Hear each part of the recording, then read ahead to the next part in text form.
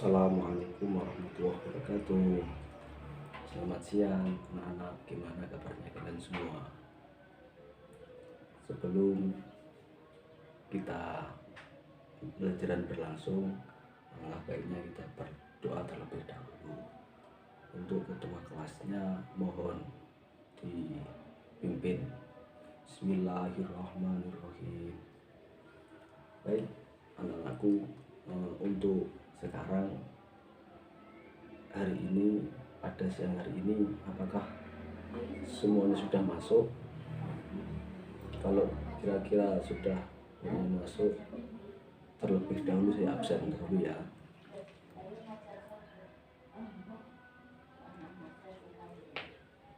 Rina, Safina, Aisyah, terus sudah hadir ya? Sudah hadir, mari kita hadir semua ya. Sudah hadir, kita lanjutkan pertemuan kali ini, yaitu pengertian toharoh. Toharoh itu apa loh? Ada yang tahu kalian? Toharoh sesuci, yaitu membersihkan diri. Kemudian menurut istilah toharoh membersihkan pakaian dan dari tempat najis dan hadas. Nah itu teman-teman, dari seseorang membersihkan dan mensucikan toharoh itu dalam keadaan suci. Kemudian anak-anak tahu nggak perbedaan antara hadas dan najis? Apa itu hadas dan apa itu najis? Najis perbedaan yaitu adalah wujud, benda yang wujud yang berdasarkan tiga hal. Yang pertama yaitu warna, terus bau dan rasa. Jadi kalau kita mengetahui bentuknya najis itu ada tiga hal macam yang kalian perlu kita ketahui. Yang pertama rasa, bau, dan warna. Kalau semua itu tiga tahu bahwa kita, kalian semua tahu apa makna hadis, pengertian dari najis. Untuk sedangkan hadas di sini kalian tahu nggak apa itu hadas? Hadas itu yaitu hukum suatu perbuatan atau kejadian yang semisal contohnya kita membuang air kecil dan besar, itu termasuk hadas. Hadas itu tidak serupa atau maksudnya tidak serupa wujudnya. Kita buang air kecil, air besar, itu termasuk hadas kecil, itu masuk kategori hadas kecil. Kalau misalnya hadas besar itu gimana? Itu dengan cara mandi besar dan seterusnya. Dari kesempatan kali ini, untuk lebih jelasnya anak-anak kita praktekkan untuk bersuci atau mencari, memahami tentang najis dan hadas. Nah anak-anakku, sebelum kita mempraktekkan tentang tata cara bersuci atau memperjelaskan tentang tata cara bagaimana itu hadas dan najis, maka kita belajar dulu alat-alatnya untuk najis, alat-alatnya untuk bersuci, menghilangkan najis.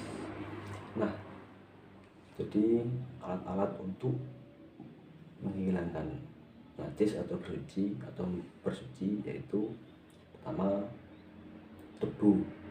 Debu yaitu ketika kita tidak ada air sekalipun, kita bisa melakukan tayamum, itu dengan debu, dengan lebu. Nah, caranya sebagai berikut. Kemudian yang kedua yaitu untuk kita tahu bahwa bagaimana mendapatkan air atau mendapatkan air apa saja, mari kita simak terlebih dahulu. Nah, yang pertama itu macam-macamnya air dulu, yaitu ada 7 macam. Yang pertama air hujan, air embun, air salju, air es, air sungai, air bengawan, dan air sumber atau air sumur. Nah, sebelum kita melanjut ke selanjutnya materi pokok, kita mengetahui bahwa air yang ghairun mutanajjis, airnya bisa disucikan, air yang terik mataharinya bisa dibuat untuk bersuci. Kemudian air yang mutanajjis, air yang kena najis. Kemudian salah satunya untuk mencari kebenaran tersebut, mari kita praktekkan. Itu yang pertama tayamum harus ada debu. Misalkan kita ada sebuah kaca, ada debunya, itu harus tayamum, kita usap-usapan, itu sudah selesai. Kemudian untuk bersuci selanjutnya, kalau kita tidak ada air sama sekali, bisa sama batin, bisa sama kertas, tisu, dan benda-benda lain yang bisa meringankan najis, menghilangkan najis. Seperti itu anak-anak. Apa kalian paham semua? Paham ya? Kita paham. Mari kita diskusikan, kita buat PR, sebutkan contoh-contohnya. Nah, anak-anakku semuanya, kalau semisal sudah tahu definisi tentang makna toharoh, makna sesuci, hadas, dan najis, mari kita praktekkan pertemuan besok. Untuk yang sekarang kita membuat